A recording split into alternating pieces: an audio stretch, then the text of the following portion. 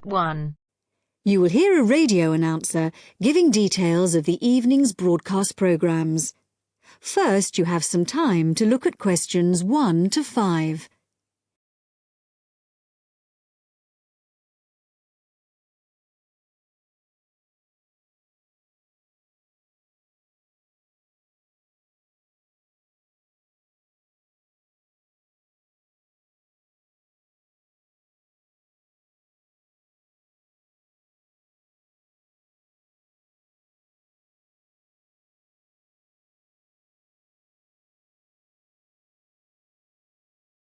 Now listen carefully and answer questions 1 to 5.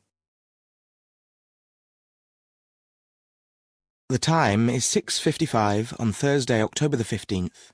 And now here is a brief review of this evening's programmes on Radio 6. Starting in just a few minutes, at 7 o'clock, we have the first programme in our new series, Animal Talk, a documentary with Laura Martins and Jeff Burns. And I'll be telling you some more about that in a minute. Then at 7:50 there will be a broadcast on behalf of the Rare Species Protection Group, telling you about some of the work they're doing to preserve endangered species.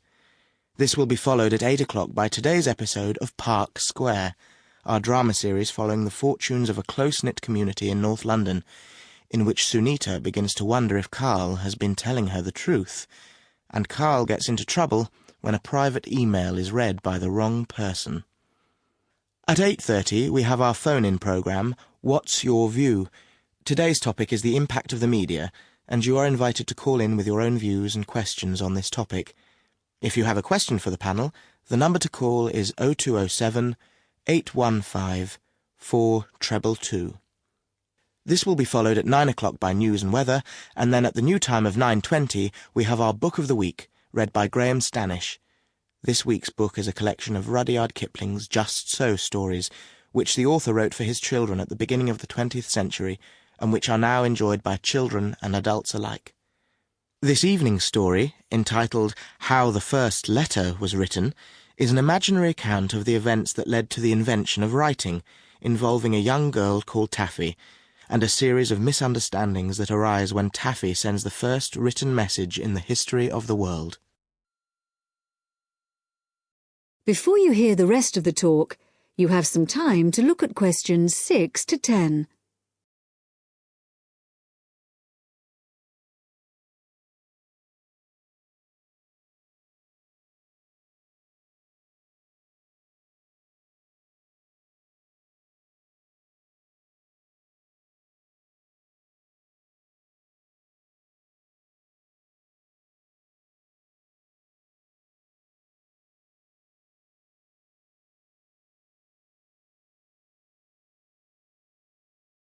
Now listen and answer questions 6 to 10. And now, some more information about our major new documentary series, Animal Talk, which explores the fascinating area of animal communication. Tonight's programme compares the communication systems used by two of the world's largest creatures, the killer whale and the elephant. Although these might seem like very different creatures, in fact there are a lot of similarities between them. They're both mammals, they both live in groups, and the social bonds they form are extremely strong. For example, when a new elephant is born, the others in the group will all gather round to greet it. They also live for a long time, like humans, and their brains are very large, which means that there may be room for something in there that allows them to process some type of language. In the programme, Laura Martins, who has spent many years studying the communication systems of whales, describes how although whales do have very good sight, like humans they mostly use sound to communicate. In the case of whales, this is because this travels well in water, where visibility may be limited. In the programme, you'll hear underwater recordings of the whale calls, but what we don't know yet is whether the whales are talking to one another, or whether the sounds are just to allow them to identify one another. Also speaking on the programme is Dr. Jeff Burns, who has made a special study of elephant communication. Elephants use all their senses to communicate, but as Dr. Jeff Burns explains, one way we are only just beginning to find out about is what has been referred to as silent singing. Sounds produced by elephants which are too low for humans to hear, but can be heard by other elephants. And did you know that another way in which elephants can hear is with their feet? So, when one elephant stamps on the ground, maybe to warn about danger, the sound travels through the ground, and another elephant up to 30 kilometres away may pick it up. To find out more about exactly how they do this, stay tuned to Radio 6 for Animal Talk. That is the end of part 1. You now have half a minute to check your answers.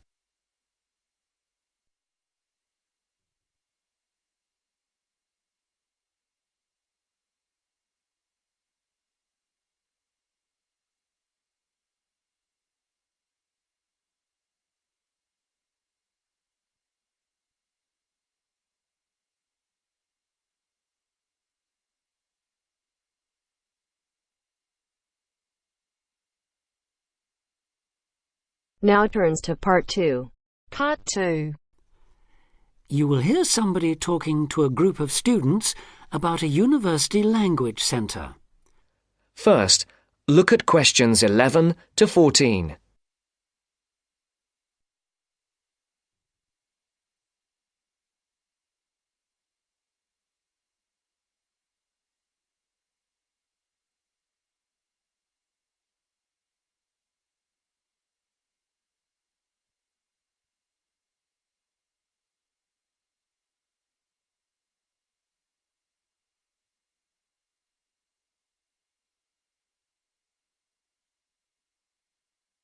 Listen carefully. Hi, I'm Katie Shaw and I work at the University Language Centre. Your tutor tells me you might be interested in using the centre, so I'm here at the college to explain a bit about it and, of course, to answer your questions. Where exactly is the centre? Is it near the college? It's actually on King's Road, just round the corner from here, in fact. Oh, I know it, yes. I wondered what that building was. Yes. What's there? Well, the library has about 4,000 books, pamphlets and transcripts to go with some of the 12,500 items on audio or video cassettes. These are at a wide range of levels of difficulty, covering language learning material in over 100 languages. There are also reference books without tapes, including dictionaries, grammar workbooks, vocabulary workbooks and model letters, as well as texts on academic writing and effective study habits, etc. Audio cassette workrooms are on the first floor, by the way. Do they get any foreign language press there too? Yes, the library subscribes to a number of European daily and weekly newspapers, including Le Monde from France, L'Espresso from Italy, and the weekly international edition of the Spanish paper El País. What about learning with computers? Can you do that there? CALL, or Computer-Aided Language Learning, is available on the first floor. How many PCs are there? Counting both Macintosh and PC platforms, there are 9 at present. There are materials in over 15 different languages, and new material and language categories are being added as library funds permit. The programmes cover verb drills, grammar exercises, activities to accompany multimedia textbooks, pronunciation, translation, and some multimedia applications. The same hardware permits access to the internet with its many language learning and discussion sites. What about TV? That's a good way of learning a language too. Yes, definitely, we agree. So on the second floor of the centre, there are televisions to view live satellite television broadcasts in 7 languages. Oh, which ones are they? Currently, we've got Arabic, French, German, Italian, Portuguese, Spanish and Russian. Turkish broadcasting can be viewed live on request. The centre records the news in French, German, Arabic, Italian, Japanese, Spanish and Russian, and English too. Before the broadcast continues, look at questions 15 to 20.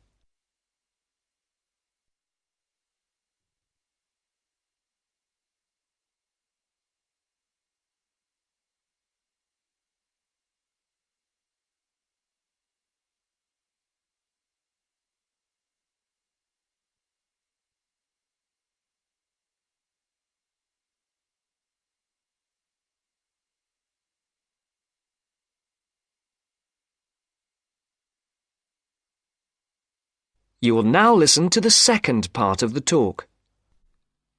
Sounds great. How do we sign up?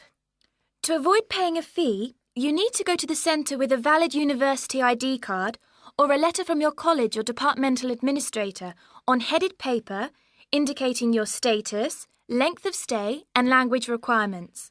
Are there any forms to fill in? I'm afraid so. You do that at the ground floor reception desk. Your registration is for 1 academic year only and needs to be renewed annually. You should tell the librarian who you are on your first visit, and you will need to take part in an induction to the library service, including the proper operation of the centre's computers, televisions, videos and so on. Can she help us choose the right materials too? Yes. The librarian can give advice and assistance in locating material, making best use of the texts and tapes and so on. Let her know which language you want to study and what, if any, knowledge of it you already have. Also, say what reasons you have for learning the language. Your answers will help the librarian help you make the best choice of books and tapes for your needs. She can also offer you advice on how much time is needed to make progress in the language and can offer suggestions on how to improve your language learning techniques. Can she copy tapes for us to take home, or can we borrow them? The library is a resource centre and reference library only. You can do as much self-study listening and reading work there as you want, but it's not possible to take home materials, that's to say, books or cassettes. And copyright law doesn't permit the library or its staff to make copies of cassettes for use by students outside the centre. All material must be used on the premises, I'm afraid. This ensures the materials are always available for students working on their own and not out on loan for long periods, which could harm users' progress. So, if we can't take books home, is it okay to photocopy them? The library staff will handle any photocopying, though international copyright law prohibits users from copying more than 5% of any one title in the academic year.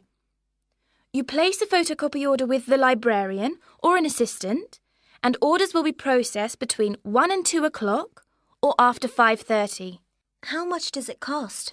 10 pence per page. Payment is by photocopy card, which you can buy from the information desk on the ground floor.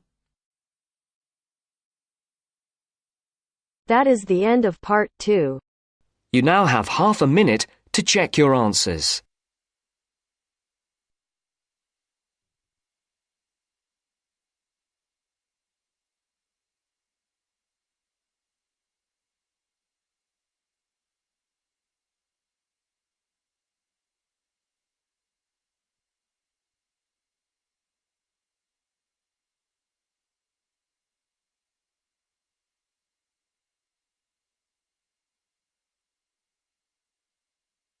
Now turns to part 3.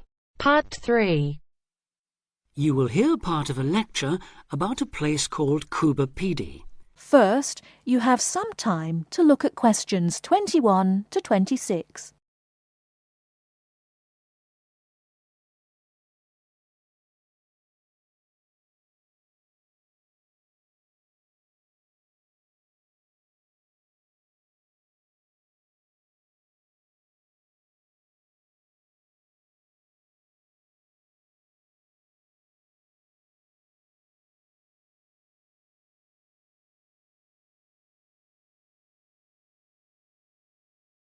Now listen carefully and answer questions 21 to 26. Good afternoon. Today, we're continuing this series of talks on the development of the Australian outback with a look at Cuba Pedy, the desert town of opal mines and underground living, which lies 860 kilometres north of Adelaide and 690 south of Alice Springs. The inaccessibility, harsh climate and almost total lack of water made it a highly unlikely place for human habitation. But that all started to change in 1915 with the discovery there of opals, the precious stones which seem to change colour according to their surroundings. Settlements were established following the First World War, when soldiers returning from the trenches of France brought with them the techniques of living below ground in dugouts. The Depression of the 1920s and 30s led to many prospectors leaving, but the town boomed again in the late 1940s when shallow new opal fields were discovered and immigrants from Europe arrived in large numbers after the Second World War. It must be remembered, though, just how hostile conditions were.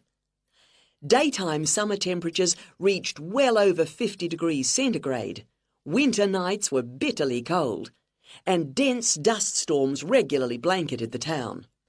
To cope with this, more and more people began living in disused mines and purpose-built subterranean houses, where the temperature remains at a comfortable 25 degrees all year round, so that eventually around 70% of the town's inhabitants had made their homes beneath the surface.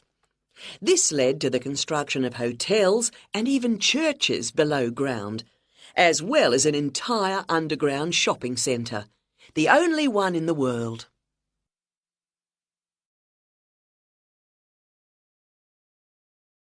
Before you hear the rest of the talk, you have some time to look at questions 27 to 30.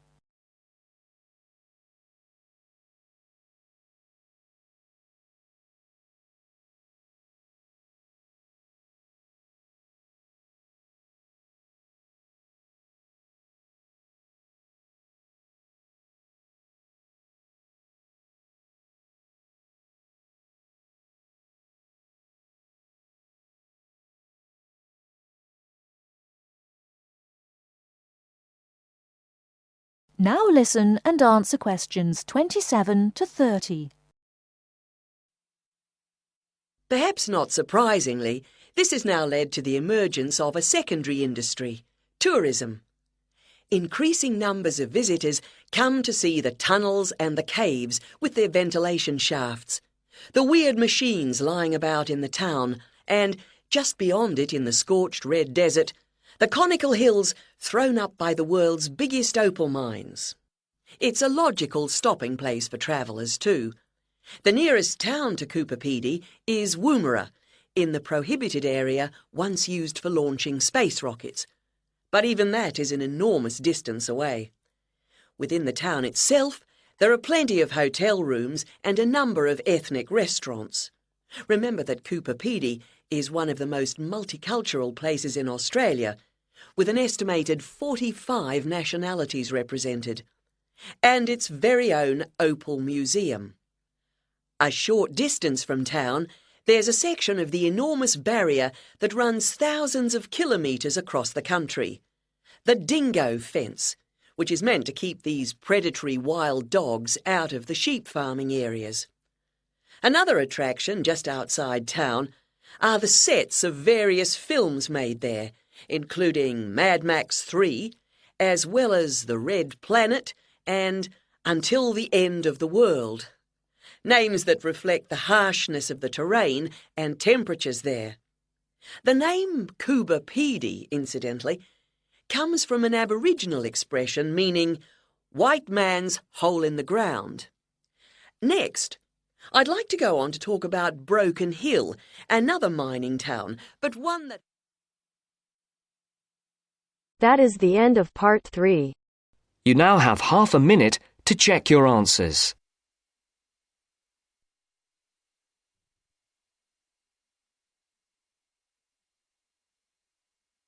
अगर listening के साथ साथ आप speaking की भी practice करना चाहते हैं तो हमारी अपनी एप्लीकेशन है बेबी को डायल और तो यहाँ पे आईएलटीएस की लाइव क्लासेस भी देते हैं आईटीपी अप्रूव्ड टीचर फ्री में तो प्लीज डाउनलोड करो ट्राई करो और अपने दोस्तों के साथ शेयर करो ताकि ज्यादा से ज्यादा बच्चों तक ये बात पहुंच सके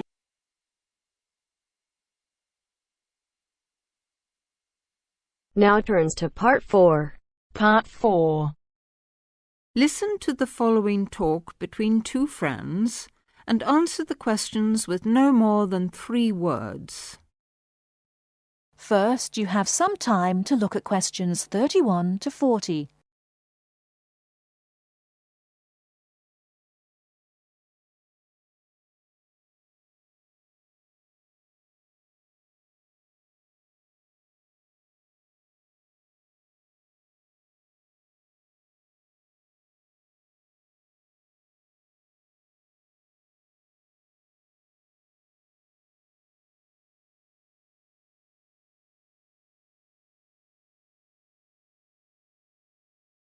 Now listen carefully and answer questions 31 to 40.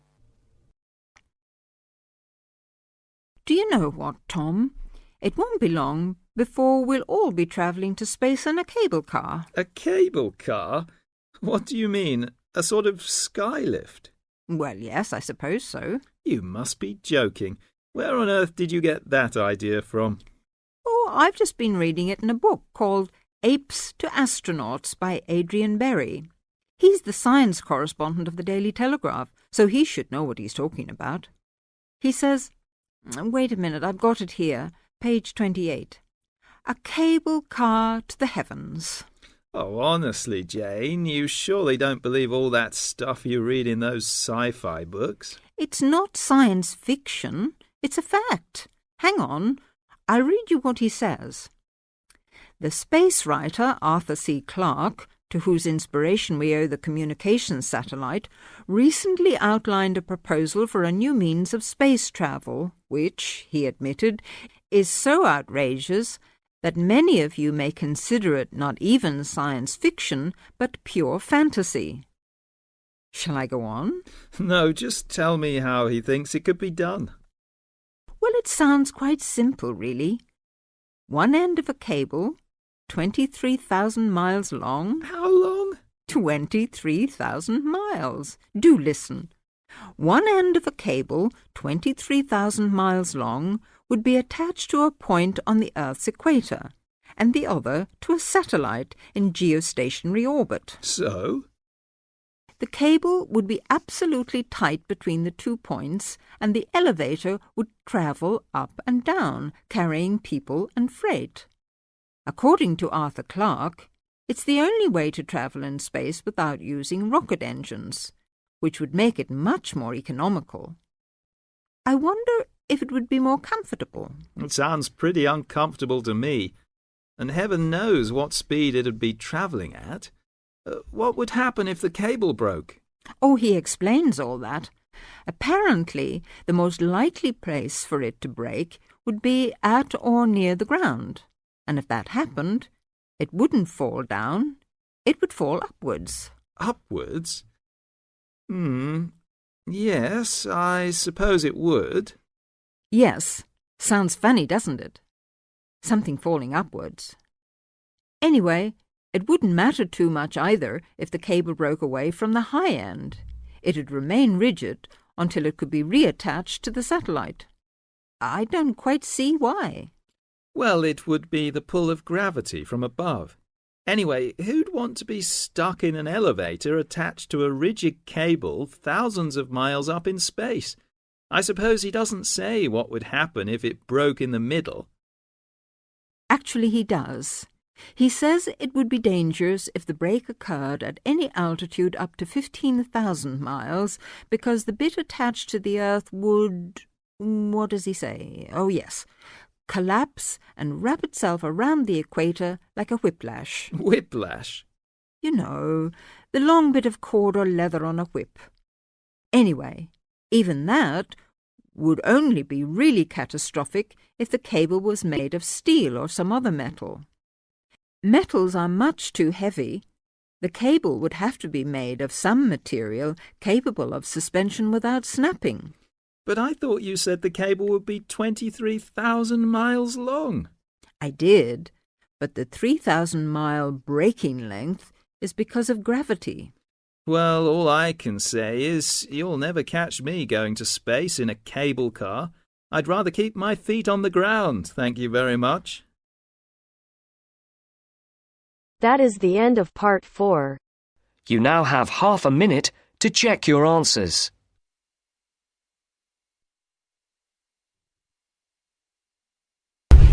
अभी तक बेबी कोड ऐप डाउनलोड नहीं की तो यहाँ पे सिर्फ स्पीकिंग लिसनिंग रीडिंग राइटिंग सारे के सारे फ्री में मॉड्यूल अवेलेबल है, वो भी लेटेस्ट कंटेक्स्ट के साथ। और तो यहाँ पे आईएलटीएस की लाइव क्लासेस भी देते हैं IELTS अप्रूव्ड टीचर फ्री में।